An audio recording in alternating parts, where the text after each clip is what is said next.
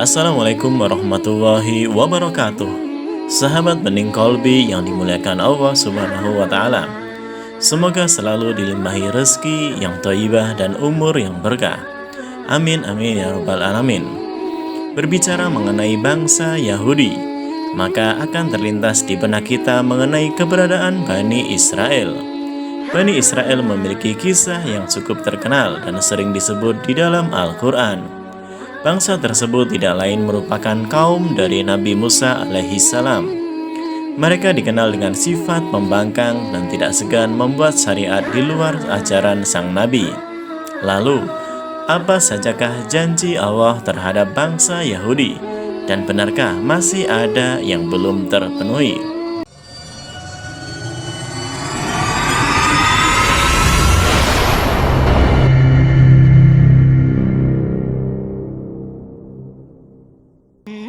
Tiga janji Allah terhadap bangsa Yahudi, tersisa satu belum terpenuhi. Berikut simak penjelasan tiga janji Allah kepada bangsa Yahudi. Kata Yahudi diambil menurut salah satu marga dari 12 leluhur suku Israel, yang paling banyak keturunannya yaitu Yehuda. Yehuda ini adalah salah satu dari 12 putra Yakub, seseorang yang hidup di sekitar abad 18 sebelum Masehi dan bergelar Israel. Menurut keturunan dari 12 putra Yakub itu dikenal dengan sebutan bangsa Israel atau keturunan langsung Israel, yang kemudian berkembang menjadi besar dinamakan menjadi suku Israel. Setelah berabad-abad, turunan Yahudi berkembang menjadi bagian yang dominan dan mayoritas dari bangsa Israel, sehingga sebutan Yahudi tidak hanya mengacu kepada orang-orang dari keturunan Yahuda, tetapi mengacu kepada segenap turunan dari Israel atau Nabi Yakub. Pada awalnya bangsa Yahudi hanya terdiri dari satu kelompok keluarga di antara banyak kelompok keluarga yang hidup di tanah Kanaan pada abad 18 sebelum Masehi. Ketika terjadi bencana kelaparan di Kanaan, mereka pergi mencari makan ke Mesir, yang memiliki persediaan makanan yang cukup berkat peran serta Nabi Yusuf. Karena kedudukan Yusuf yang tinggi di dinasti Hikos, Mesir, seluruh anggota keluarga Yakub diterima dengan baik di Mesir dan bahkan diberi lahan pertanian di bagian timur laut Mesir. Pada akhirnya keseluruhan bangsa Israel tanpa memandang warga negara atau tanah airnya disebut juga sebagai orang-orang Yahudi, yang begitu pula semua pemeluk agamanya disebut dengan nama yang sama pula. Meskipun sering mengklaim dirinya sebagai pewaris keluarga Yakub atau orang Israel, hal ini sering dipertanyakan oleh beberapa pakar sejarawan. Oleh karena sulit untuk membuktikan secara biologis bahwa darah orang Yahudi secara langsung memiliki garis keturunan sebagai orang Israel.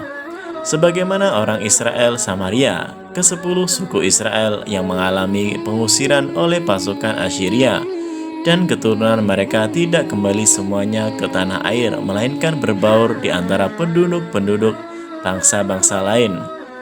Sementara orang Israel Judea yang beberapa kali mendapat pengusiran pada zaman Babilonia dan Romawi, telah berpencar ke berbagai bangsa dengan menggabungkan diri ke bangsa-bangsa asing, sehingga kehilangan identitas sebagai orang Israel asli, walaupun mereka pernah tinggal di tanah air mereka sejak zaman Ezra hingga zaman Kaisar Romawi Titus.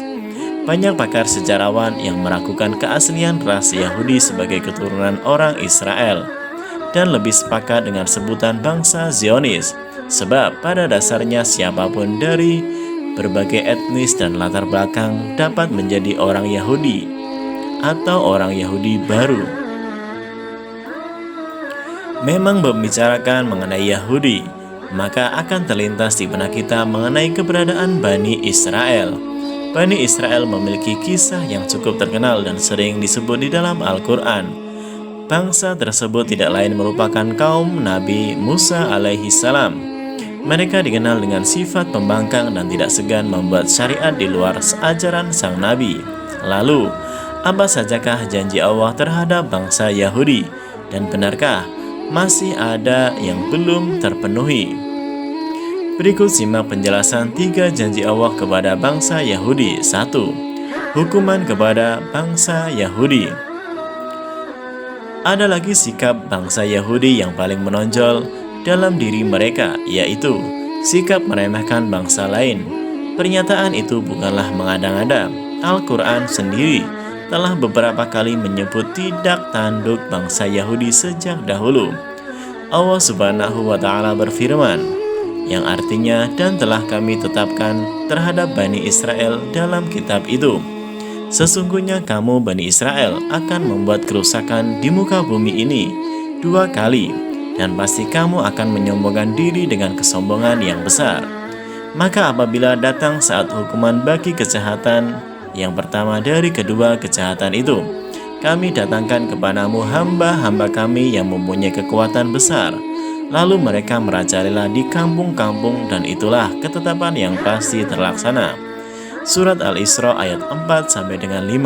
Bangsa Yahudi melakukan kerusakan pertama setelah ayat itu turun. Kemudian susulan penghancuran datang menimpa mereka tanpa menunggu waktu lama. Kehancuran dan pengusiran bangsa Yahudi ini adalah perjuangan dari hamba-hamba Allah Subhanahu wa Ta'ala, sehingga koloni mereka sempat terpecah, tersebar ke seluruh penjuru negeri.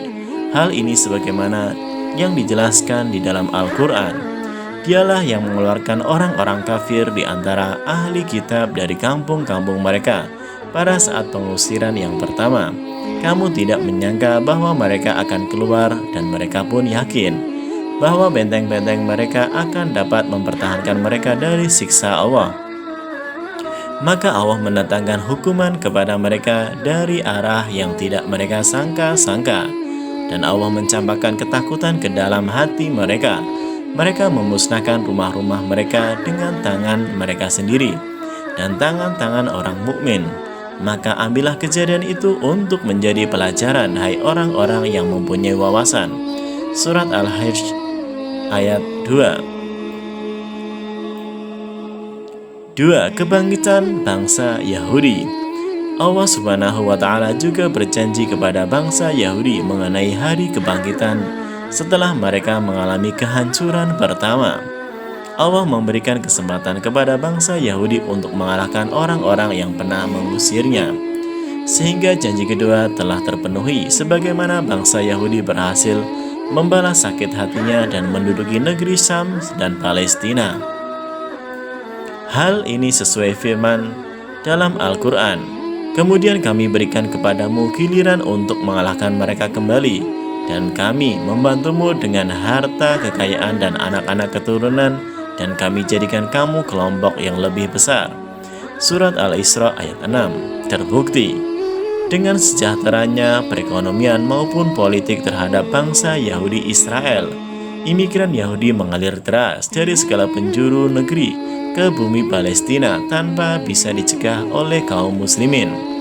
Kekuatan militer dan ekonomi negara barat hampir seluruhnya berada di belakang Yahudi. Dengan demikian, kesombongan Yahudi semakin meningkat hingga saat ini. 3. Kehancuran kembali bangsa Yahudi. Sebagaimana janji pertama dan kedua telah terpenuhi, Allah Subhanahu wa Ta'ala tidak akan mengingkari janji yang ketiga. Derita yang dirasakan Palestina akan segera dituntaskan. Perbuatan keji yang dilakukan oleh Israel hanya akan mempercepat datangnya hukuman dan murka Allah. Allah Subhanahu wa Ta'ala berfirman yang artinya, jika kamu berbuat baik, berarti kamu berbuat baik bagi dirimu sendiri, dan jika kamu berbuat jahat, maka kejahatan itu bagi dirimu sendiri. Dan apabila datang saat hukuman bagi kejahatan yang kedua, kami datangkan orang-orang lain untuk menyuramkan muka-muka kamu, dan mereka masuk ke dalam masjid, sebagaimana musuh-musuhmu memasukinya pada kali pertama, dan untuk membinasakan sehabis-habisnya apa saja yang mereka kuasai. Surat Al-Isra ayat 7. Dari ayat tersebut Allah telah memastikan akan melenyapkan bangsa Yahudi dari bumi ini. Maha suci Allah Subhanahu wa Ta'ala telah memberitahukan kepada kaum muslimin akan kembali memasuki Masjidil Aqsa sebagaimana dahulu di masa pemerintahan Umar bin Khattab yang menaklukkan bumi Palestina. Dalam kitab Taurat, Allah telah memutuskan bahwa Bani Israel akan memasuki bumi yang diberkati, yaitu Palestina. Bahkan di sana mereka akan mendirikan pemerintahan. Tapi kemudian mereka membuat kerusakan besar, sehingga menyebabkan Allah menghukum mereka dengan cara mengirimkan hamba-hamba yang tangguh. Setelah itu, kerajaan mereka akan binasa, diusir dan diceraiberaikan. Hal tertuang dalam firman Allah, "Hai kaumku, masuklah ke tanah suci Palestina yang telah ditentukan Allah bagimu, dan janganlah kamu lari ke belakang, karena takut kepada musuh, maka kamu menjadi orang-orang yang merugi." Al-Quran Surat Al-Ma'idah ayat 21. Wallahu a'lam bishawab. Wassalamualaikum warahmatullahi wabarakatuh.